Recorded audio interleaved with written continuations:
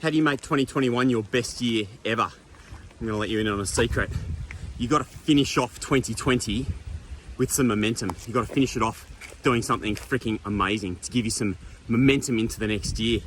This is my one. I've just run 25 kilometers, an amazing trail run. I've never run anything like that. I'm feeling broken right now, but I freaking did it. I'm gonna be starting off 2021 feeling strong and motivated to do my best. So what is it for you? You know, what is it that's gonna lead you into the next year that's gonna set you up to have awesome success? You know, there are people, 25Ks is massive. You know, people run 50Ks. That'd be like me turning around now and running all the way back the other way and doing another lap.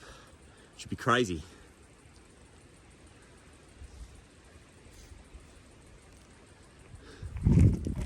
How you finish determines how you start. So, finish it strong. This is fucking crazy.